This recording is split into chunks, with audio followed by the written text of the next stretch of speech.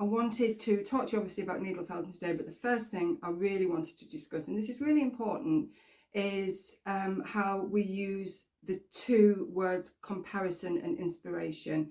And the reason I wanted to talk about this is because when I did a sort of vox pox in the Facebook group, the Felt Hub Facebook group, I found that the biggest reason for people not starting needle felting or any craft is that they went online, compared other people's projects before they'd even created anything to what they wanted to do, and then decided it was too hard, they would never be that good. And I really wanted to try and encourage people to get out of that mindset, because the difference between comparison and inspiration are miles apart. In fact, the dictionary meaning of comparison is a consideration or estimate of the similarities or dissimilarities between two things or people. Now, comparison only works if it's on a like for like basis. So you have to compare the work of one person who's been doing that job, that craft, whatever, for exactly the same amount of time as that person. But even then that doesn't work, because everyone works on different levels. Now let's go to inspiration.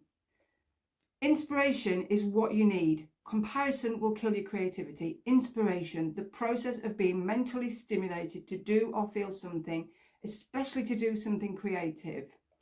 So what that is saying is, yes, look at things online, go to your Pinterest boards and look at things and be inspired. But how can you make that when you haven't even made that? And that is how everyone will have started. This is one of my first makes. Let's have a look. My very first craft fair I did was a music craft fair for my daughter's orchestra. That is the first thing I made. And you know what? I'm not embarrassed by that. I just think, oh, look where I started. And then I got a bit more creative and I did a heart. These were from cookie cutters. And I did a heart in a heart. And then, you know, I did a brooch and I sewed a nice back onto it, but soon realised that took too long, so I didn't bother. And then I started blending and really up my game with this one. And then I thought, oh, I'll try a sheep. So I did a black sheep. Again, that's from a cookie cutter. And then I started doing things like robins. Now that again is from a robin or a bird-shaped cookie cutter, and made these beautiful robins that sold really well. And then from there I got a bit better, and then, you know, there was more detail coming on. And then I started doing dogs, because I love dogs. I love all animals, but dogs, you know, are really special to me. So if you're comparing that, which may be your first project, to that's not a fair comparison. They're on chapter 10. You've not even attempted chapter 1 yet. So you've got to stop comparing. It will stop you from doing anything. And it's such a creative time of year. It's really important that you really sort of let go of that self-doubt which comparison creates, and be inspired instead. You know, my very first 3-dimensional project, so for sharing, this was my very first 3D project. Now, my husband will not let me get rid of that. That's really important, because that was really, you know, how I started doing the kits over 10 years ago now, and teaching. So everything 3-dimensional, you know, came from that, and from that as well. And then, so those are like my first projects, and then these are my last ones. Well, they're not actually my last ones. I'll come to those in a minute. But these are my, well, I say my improved techniques. So you've got your comparison with that, which then brings in your self-doubt. And remember, you're doing it for you, not anybody else. This is just for you. And it's about the process as well. Why would you want to suddenly be an amazing needle felter right off the bat? That's so boring. Who would bother doing it? It's like turning up at the track as an Olympic gold athlete. What have you gained? What have you learned? Nothing. So everything's a learning process.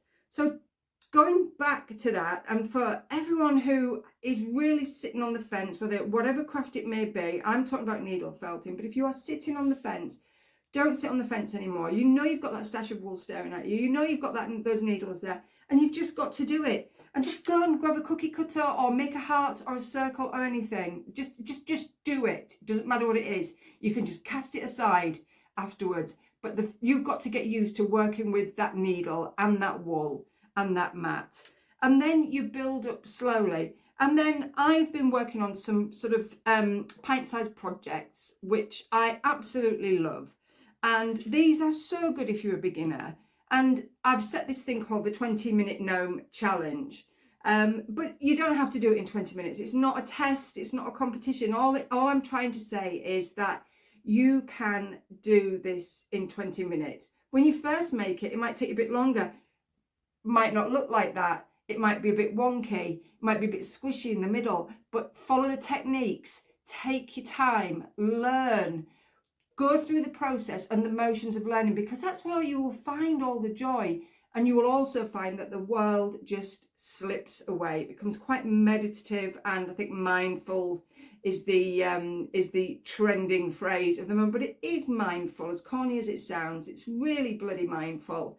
And these are great. So these are, my resources are all free.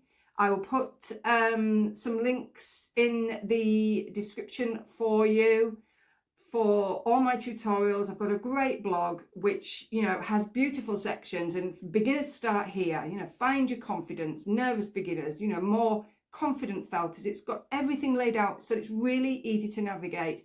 My YouTube channel, the Felt Hub, has something like 60 or 70 tutorials on there.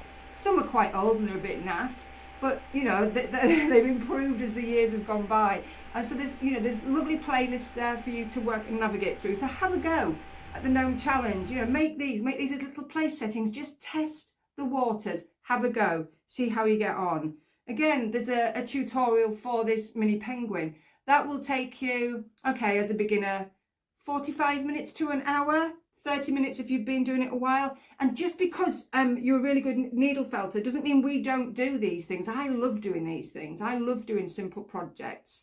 But learn how to make a simple ball. I've got tutorials. You can make a ball. Use the barbecue skewer. Get yourself a barbecue skewer. It is a game changer for creating shapes for any needle felter. And then I've got a mini sheep here. That's a 30-minute sheep, and that shows you how to create your own locks if you haven't got any. Because most people, when they start, they don't have curly locks lying around the house, but what they do have is a ball of wool or some yarn, so you can really create your own cute sort of pint-sized projects. And again, that's even smaller, and it is hard working small. So actually, you know, it is quite testing. So it's quite a good way to start. And these are perfect. Hang them on the tree. Like I say, put them as gift tags if someone's special enough to get a gift tag like that on their parcel. And then, you know, you can create all the styles you want. But please stop comparing yourself. You know, you cannot keep doing that, because you will never start that craft. And you will feel so demoralized. So get off those Pinterest boards. Go on to, it doesn't have to be my channel, any craft channel, whether it be needle felting, sewing, knitting, whatever. The reason I love needle felting is because there is no sewing, there is no tricky patterns. It's super easy to get started, and wool is really forgiving. I mean, this kind of looks like, it was supposed to be moon gazing hair. I made this a few years ago, but it looks a bit like a dog, come wonky donkey. But I've kept it because I think, oh, look what I did. You know, I did a thing, as Jeremy Clarkson would say. So don't beat yourself up. Be kind to yourself. Allow yourself to be a beginner. It's really important. And then, you know, when you go on the blog, go to the section with beginners start here. And just have a look at the different sections, avoiding the common mistakes, 5 things you need to start needle felting. Nervous beginners start here, learn to needle felt with confidence, easy basic shapes, easy projects, quick projects. There's a free printable pattern on there. You can get patterns on the website. I'll pop the links below. There are wool guides, felting needle guides, everything you know to gently sort of claw your way just into this amazing craft. And once you've started, you will wonder what stopped you. The hardest part is getting started. After that, you will fly. You will make your first project, and then what you will do is you'll say, oh, I did this wrong, I did that wrong. You didn't do anything wrong. What you did was you learned as you went along. So your techniques are building up Of course your first one's not going to be the same as your second or your fifth or your 10th, but that's how you learn. As I said, you don't rock up to the athletics field with a gold medal in hand. You know, you don't create this, well, you know, unless you're Leonardo da Vinci or someone really, really gifted, and the world is full of those people, but you can't compare yourself to those people. You can only use your own unique experience. So don't overwhelm yourself. Start with, you know, a 5-minute needle felted ball, and then just to get a feel of the wool and how the needles work. All the tutorials are there online for you to show you how to do that, whether they're written tutorials or video tutorials. My blog and YouTube channel is absolutely stuffed to the rafters with them. And then, you know, get into some of the festive spirit and make these little gnomes. And if Christmas isn't your thing, then make a mini sheep or anything you like, you know, little mini hares, whatever it is, whatever you love to do. Pictures, where's that gone? You can make a really simple picture. I mean, that is a really basic, simple landscape. There is a video tutorial for that as well. And then once you've done that, that's so simple, that will take you about an hour, and that's on pre-felt. And then you can start building up to something like this. So don't start with that, start with something really simple. So you're learning how to lay down the fibres if you really want to learn how to needle felt pictures. And then just quickly, my latest project, I'm just working on the voiceover for that today, is my flying pig. I mean, I'm not sure about the wings, but I'm going to leave them on because I just think, you know, it's Christmas, it's over the top, and this is Twinkle Chops, of course. What else could it be called? And then the barbels. So, you know, you can make these gorgeous barbels. They take about an hour. I've used felt dryer balls for them because it saved me about 3 hours of felting. But again, I teach you how to make needle felted balls. They can work out quite expensive if you're making a lot. If you're just making 1 or 2, then it's okay. And then you can start experimenting with the gnomes and going bigger. And for example, these, I wouldn't even attempt to needle felt these little pink snowdrops or stars, whatever they are. I've sewn those on. It's so much easier. So find the easy, quick wins. It doesn't have to be the hardest route possible. There are so many quick wins in needle felting, and you'll find most of them on my blog and on my YouTube channel. So, you know, just go and grab that wool and those felted needles, stop delaying and get felting. That's it.